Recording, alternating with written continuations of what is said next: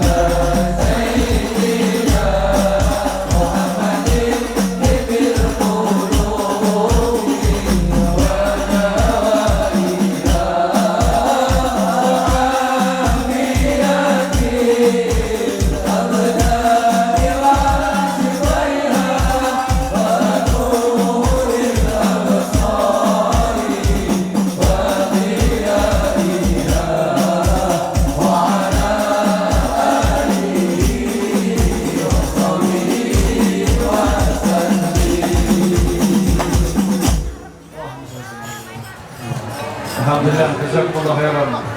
Ya. Sebagai penutup dari saya, nanti dilanjut oleh beliau, saya cuma mau kasih tambahan informasi.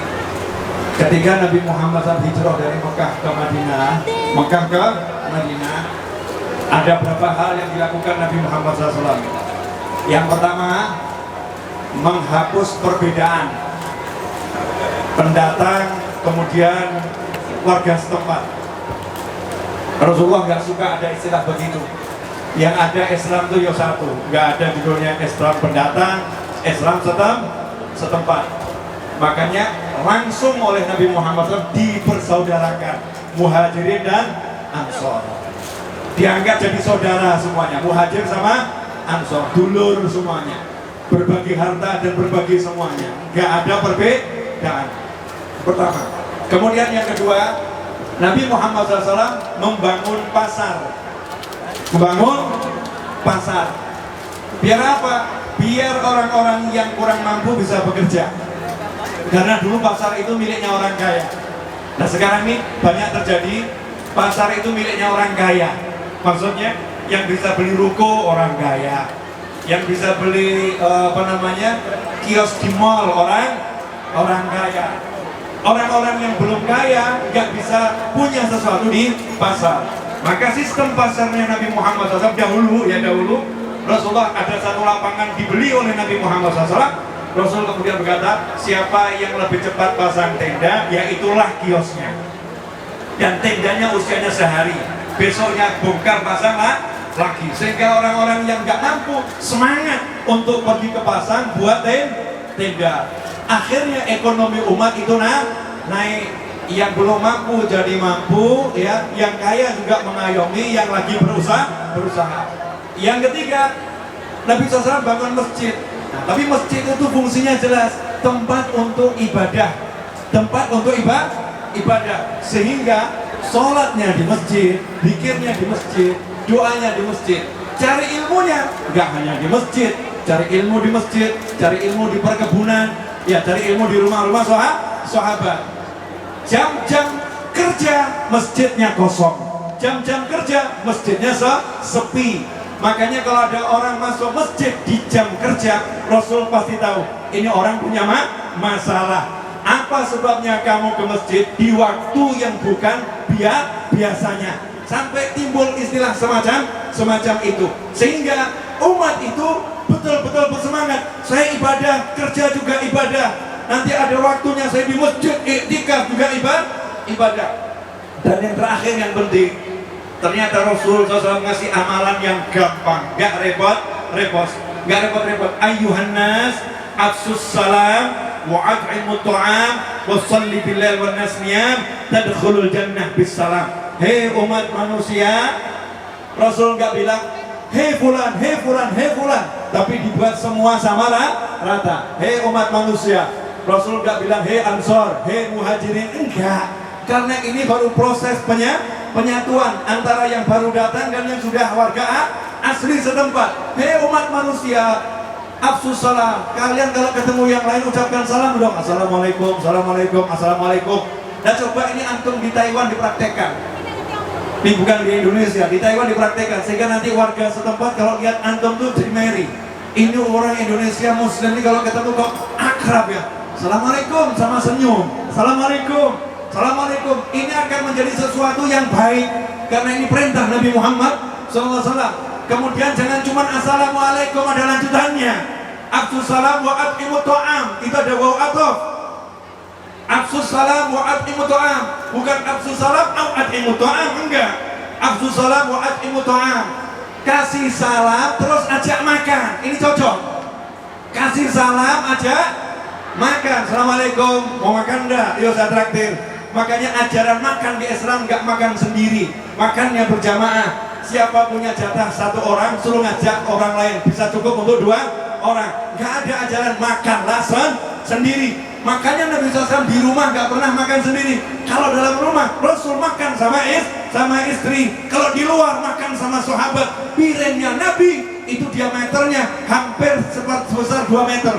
Diangkat oleh 4 sahabat yang badannya besar. Nampan yang raksasa, makan di pinggir semuanya. Maka Rasul ngajari SAW, kalau makan dari pinggir jangan ngambil langsung yang tengah, karena piringnya besar. Sehingga dulu ada istilah, siapa yang makan pakai piring kecil itu orang pelit, karena makannya sendiri nggak mau berbagi. Makanya di tanah Indonesia biasanya dulu kalau makan pakai daun pisang, kemudian makan pakai daun jati, makan itu pakai nampan besar. Nggak ada yang makan sendiri, selalu ajak mangan ramangan yang penting kumpul, makan nggak makan yang penting kumpul. Artinya biasanya kalau kumpul itu makan, memang biasanya seperti itu, ajak makan semuanya. Baru urusan yang terakhir, usul dibilang, kalau urusan kamu sholat sunnah, jangan ada yang tahu, jangan pamerkan duhamu, jangan pamerkan tahajudmu, diam, nggak ada orang yang tahu. Di rumah sholli bilal wan nas niyam, rumahmu tuh pakai buat sholat tahajud. Kalau 5 waktu di masjid, tapi kalau yang namanya tahajud ya itu di rumah. Biar rumahnya nggak sepi, biar rumahnya penuh malaikat, biar rumahnya penuh dengan hamba-hamba Allah Subhanahu wa Ta'ala. Sekarang ini banyak orang tadarus Al-Quran di masjid, bagus tadarus Al-Quran di masjid, tapi sayang kalau rumahnya nggak ditadarusi. Sehingga apa hasilnya? Masjidnya semakin ramai dengan zikir, rumahnya semakin ramai dengan hal-hal yang semacam itu. Rumahnya isinya acara-acara TikTok dan lain sebagainya, rumahnya isinya dengan acara televisi dan lain sebagainya. Sibuknya itu zikirnya, sibuknya tahajudnya, sibuknya tilawatul Qur'annya di masjid, sehingga rumahnya semakin jelek, masjidnya semakin bagus. Jangan begitu. Ramaikan rumah dengan tilawah, ramaikan rumah dengan tadarus, ramaikan rumah dengan tahajud, dan jangan lupa sholat 5 waktu di masjid. Qabliyah, ba'diyah, afdolnya di rumah. Tapi kalau takut di rumah nggak bisa, ya lakukan di masjid. Apa intinya? Yuk jadikan rumah kita ada nurnya, ada cahayanya, sehingga kita di rumah tenang, di masjid tenang, di kantor tenang, di jalan tenang, di mana-mana tenang. Jazakumullah khairan. Mudah-mudahan berkah manfaat, dan semoga kita bisa bersua lagi segera lewat YouTube tentunya, lewat IG, ya lewat TikTok dan platform sosial, media sosial lainnya. Hakadha wa minkum, mohon maaf atas segala kekurangan. Wassallallahu ala sayyidina Muhammadin wa alihi wasallam. Alhamdulillahirabbil alamin. Wassalamualaikum warahmatullahi wabarakatuh.